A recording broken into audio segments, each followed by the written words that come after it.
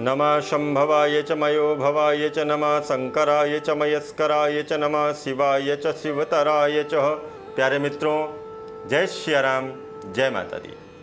मित्रों, पवित्र पावन श्रावण का मास, भगवान शिव और शिवा का पावन मिलन, और इसी पावन मिलन के पावन अवसर पर श्रावण शुक्ल पक्ष की पंचमी तिथि, जो कि नाग पंचमी के नाम से हम सभी लोग जानते हैं। मित्रों, आज हम आपको बताएंगे यह नाग पंचमी, और इस नाग पंचमी पर हम क्या करें और क्या ना करें। सबसे पहली बात तो, जिस दिन नाग पंचमी है उस दिन शंकर जी के मंदिर में आप जाएं और सबसे पहले प्रातः काल होते ही थोड़े से तिल और गाय का दूध ले जा करके भगवान शिव के ऊपर आपको चढ़ाना है। दूसरी बात मैं आपको बताऊं कि यदि आपकी जन्मपत्री में दोष बन रहा है काल सर्प योग का, तो इससे अच्छा मौका आपके जीवन में दोबारा सुंदर सुयोग नहीं बनेगा, क्योंकि यह सुयोग जो बन रहा है नाग पंचमी के पर्व पर, ये बहुत ही सुंदर योग बन रहा है। तो काल सर्प दोष की शांति करने के लिए आपको भगवान शिव का अभिषेक करना है, और वहाँ पर सर्प को भी आपको रखना है और उस सर्प का भी अभिषेक करना है, या 2 चांदी के सर्प ले जा करके उस दिन शंकर जी के मंदिर में आप शंकर जी के पास में चढ़ा करके आइएगा। आपको ये उपाय करने हैं। तीसरा, आपको इसी नाग पंचमी के पावन पर्व पर करना है नवनाग स्तोत्र का पाठ। स्वयं कर सकते हैं तो ठीक है, नहीं कर सकते हैं तो वैदिक ब्राह्मणों के द्वारा इस स्तोत्र का आपको पाठ कराना चाहिए। तीसरी बात, इसी प्रसंग में गरीबों को आपको दूध का दान इस दिन देना है। गरीबों को आपको आज के दिन वस्त्र देने हैं, ये भी काम आपको करना है। और जिन व्यक्तियों की कुंडली में काल सर्प दोष है तो रुद्राभिषेक कराएं, और रुद्राभिषेक कराने के बाद जिस समय अभिषेक करा रहे हैं तो वहाँ पर सर्प को रख करके उसका भी पूजन करें, और वहाँ पर एक 8 मुखी रुद्राक्ष को भी रखें, साथ ही साथ उसका भी अभिषेक करें। अभिषेक हो जाने के बाद में उस 8 मुखी रुद्राक्ष को आपको धारण करना है, पहनना है।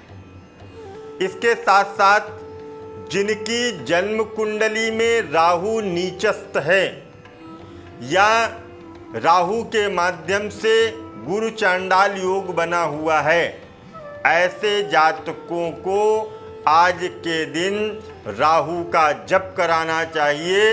राहु के जप कराने से आपको लाभ की प्राप्ति होगी।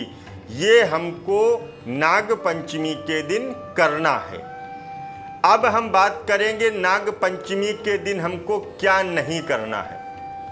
तो नागों को आज के दिन दूध नहीं पिलाना है। आपको ध्यान देना मेरी बात को। नागों को आज के दिन आपको दूध नहीं पिलाना है, बल्कि उनकी जो बांबियां हैं उन बांबियों में दूध को ले जा करके, गाय का कच्चा दूध उन बांबियों में डालना है, नाग को नहीं पिलाना। क्योंकि एक बार की बात है कि नागलोक जलने लगा था, माता के श्राप से नागलोक जलने लगा था। उस समय जलते हुए नागलोक में जो अग्नि थी इतनी विकराल हो गई थी, तो उस अग्नि को शांत करने के लिए, नागलोक की रक्षा करने के लिए उनकी बांबियों में कच्चा गाय का दूध डाला गया था। सर्प को गाय का दूध पिलाया नहीं गया था, उनकी बांबियों में डाला गया था। तो बांबियों में डालना है, सर्प को पिलाना नहीं है, पहली बात। दूसरी बात है कि भूमि को खोदना नहीं चाहिए आज के दिन। यदि आप भूमि को खोदते हैं तो सर्पों का स्थान पाताल में होता है, भूमि के अंदर गड्ढा करके वो रहते हैं, तो जो उनका स्थान होता है, और इस समय बारिश का मौसम होता है, तो पाताल अर्थात भूमि की सतह में जल हो जाता है, तो जल नीचे जाने के कारण वह सर्प पृथ्वी की ओर आने लगते हैं, बढ़ने लगते हैं, ऊपर आने लगते हैं। तो अगर आप भूमि खोदते हैं तो सर्प ऊपर आएंगे, तो हो सकता है आपके द्वारा सर्प की मृत्यु हो जाए। इसलिए आज के दिन आपको भूमि भी नहीं खोदनी है।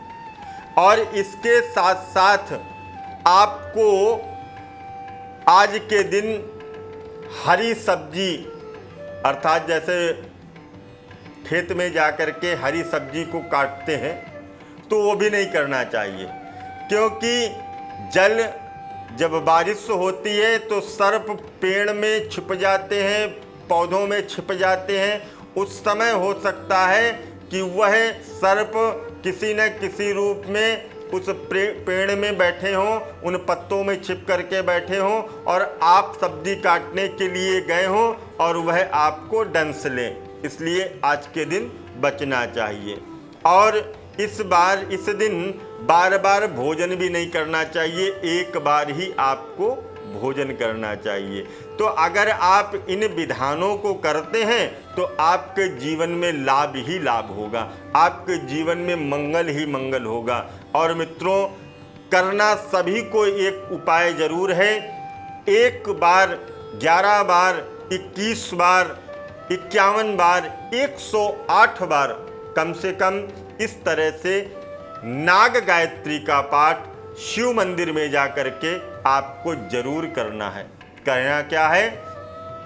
नवकुल नागाय विद्महे विषदंताय धीमहि तन्नो सर्पः प्रचोदयात्। इस तरह से नाग गायत्री का आपको पाठ करना है और नाग देवता आपके ऊपर प्रसन्न होंगे। इन्हीं मंगल कामनाओं के साथ सभी को नाग पंचमी की बहुत बहुत बधाइयाँ। फिर हम मिलेंगे, तब तक के लिए दीजिए इजाज़त। जय माता दी, जय माँ गंगे।